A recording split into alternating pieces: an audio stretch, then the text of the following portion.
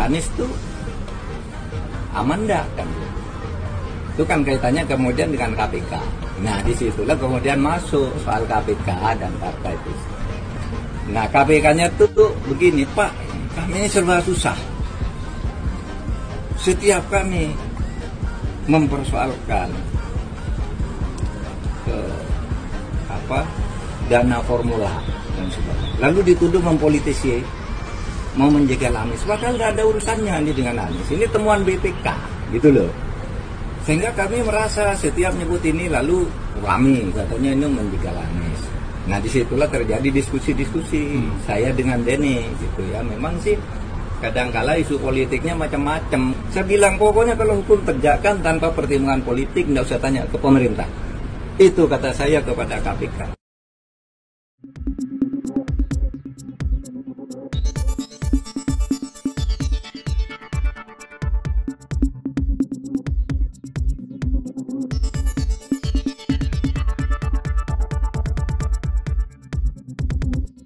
Kemarin itu Menko Polhukam Mahfud MD itu ngeluarin omongan yang kayaknya sih nyamber-nyamber kayak petir gitu.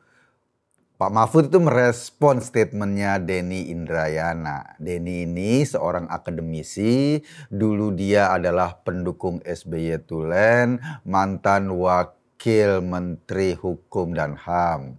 Kata Denny, KPK ini selalu minta petunjuk kepada pejabat dalam berbagai keputusannya. Nah, itulah kira-kira yang disampaikan. Misalnya kalau mau mentersangkakan seseorang, KPK kerap nggak independen. Mereka minta arahan apakah langkahnya sudah tepat atau enggak. Hal ini, kata Denny, membuat KPK terkesan diintervensi. Mendengar omongan itu ya Mahfud bereaksi. Iya memang pernah ada diskusi personal ya antara Pak Mahfud dan Denny, sesama orang yang menggeluti dunia hukum. Tentu saja hubungan mereka baik-baik saja. Diskusinya juga diskusi hal yang sifatnya personal, tapi kemudian diungkap beberapa bagian dari diskusi itu seolah-olah KPK diintervensi pemerintah dan Pak Mahfud sebagai bagian dari pemerintah. Pasti nggak nyaman dong dengan suasana seperti itu. Karena apa? Karena bagi Mahfud MD, KPK adalah lembaga hukum. Dan yang namanya lembaga hukum atau yang namanya hukum harus ditegakkan tanpa pandang bulu justru oleh lembaga hukum seperti KPK. Ia lalu berkisah keluhan KPK yang mau meneruskan kasus Formula E. Para petinggi KPK merasa risih karena ketika mereka mau melanjutkan kasus Formula E, mau melanjutkan apakah ada pelanggaran hukum atau tidak, langkah itu selalu dianggap sebagai langkah politik atau dibingkai dalam pandangan politik. Misalnya, dibangun kesan bahwa KPK mau menjegal Anies. Padahal ya langkah hukum KPK itu jalan sendiri. Nggak ada hubungannya dengan pertimbangan-pertimbangan politik praktis. Kata Mahfud, kalau memang bukti hukumnya cukup, apalagi KPK memang mau meneruskan temuan BPK yang menilai ada yang nggak beres tuh dalam transaksi Formula E. Mestinya ya KPK nggak perlu takut, jalan terus, nggak usah gusar soal pandangan orang bahwa ini adalah politisasi penjegalan Anies dan lain-lain. Toh belum tentu Anies yang kena, barangkali yang kena yang lain yang memang bermain-main dengan duit rakyat. Prinsipnya gini deh, tegakin hukum sekalipun langit runtuh. Nah itu barangkali pepatah yang dipegang oleh Pak Mahfud. Tapi rupanya statement Denny ini nggak berdiri sendiri. Denny ingin mengesankan KPK mensasar Anies karena ada pesanan politik. Atau ini adalah usaha penjegalan Anies. Ini yang diprotes sama Pak Mahfud. Mahfud mengatakan kalau Denny mau mendukung Anies ya monggo. Kalau gue sih enggak, atau kalau Pak Mahfud bilang kalau saya sih enggak, kira-kira gitulah. Maksudnya di mata Pak Mahfud barangkali statement Denny Indrayana ini lebih terkesan sebagai perlindungan terhadap Anies. Dia ngomong ketika KPK diintervensi, nanti kalau KPK mau bongkar-bongkar kasus Formula E, itu adalah proses intervensi politik. Atau kalau KPK mau ngebongkar kasus beras Bansos Pemda DKI yang kabarnya dibiarkan membusuk, itu karena pertimbangan politik. Jadi itu barangkali framing yang mau dibangun. Bukan karena kasusnya sendiri apakah ada bukti yang cukup atau tidak. Ini yang mungkin mau disampaikan Pak Mahfud. Denny sepertinya ingin meredam usaha penegakan hukum yang lebih dulu menuding apapun yang dilakukan KPK terhadap Formula E itu adalah penjegalan. Tapi pertanyaannya bisa kita balik sih. Baliknya kayak gini. Kan 2024 tuh kita mau milih pemimpin. Kita berharap dong pemimpin yang akan kita pilih itu pemimpin yang benar-benar bersih. Pemimpin yang tidak cacat hukum. Pemimpin yang tidak kejeblos atau menggampangkan kasus-kasus korupsi. Jika ternyata bukti dan fakta hukum bicara memang ada yang nggak benar pada kasus-kasus tersebut, apakah kita harus membiarkan saja itu menjadi beku hanya karena pertimbangan takut gunjang-ganjing politik karena orangnya atau tokohnya sudah didorong-dorong maju sebagai capres? Kan itu masalahnya kita sekarang. Kita tentu ingin punya pemimpin yang amanah, yang bersih, yang bisa menjaga duit rakyat, bukan pemimpin yang berdekat-dekatan dengan penyalahgunaan wewenang, bukan pemimpin yang sembarangan menggunakan uang rakyat buat kepentingannya atau buat memperkaya orang lain. Atau barangkali bukan dia yang terlibat, tetapi membiarkan orang-orang di sekelilingnya terlibat dalam proses menggangsir duit rakyat. Itu kan yang bahaya. Karena itu mestinya kita tidak mentolerir sedikit pun celah calon pemimpin yang ada kemungkinan terjerat kasus korupsi. Bayangin, hanya karena posisi politiknya sudah didukung oleh parpol sebagai bakal calon presiden, lalu kita sekarang harus memaklumi berbagai tindakannya di masa dia menjabat. Bahaya kan?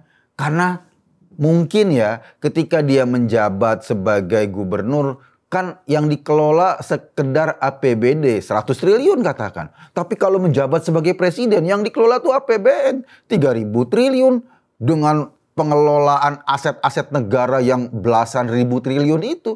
Lo bayangin kalau ini tidak dikelola dengan baik. Babak belur kita. Makanya mungkin karena Anies memang belepotan, bukan belepotan sih.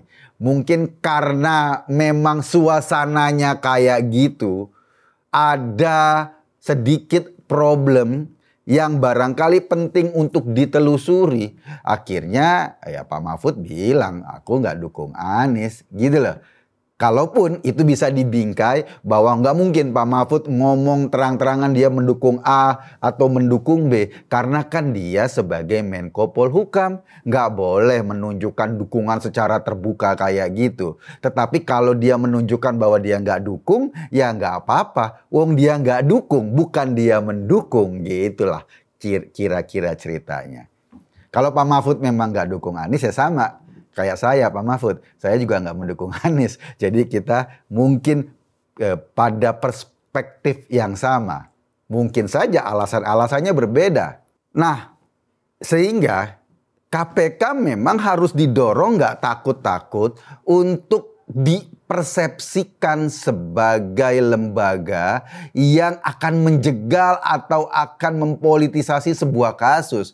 Gini deh, kalau kasusnya terang benderang, bukti hukumnya jelas, ya terus dong, bergerak dong, jalan dong. Jangan ketakutan hanya karena persepsi bahwa itu adalah penjegalan. Toh KPK lembaga sendiri, independen, tidak ada hubungannya dengan eksekutif, tidak ada hubungannya dengan lembaga-lembaga lain. Independensinya dilindungi oleh undang-undang. Jadi monggo, silakan jalan. Jangan terlalu khawatir dengan pertimbangan-pertimbangan itu.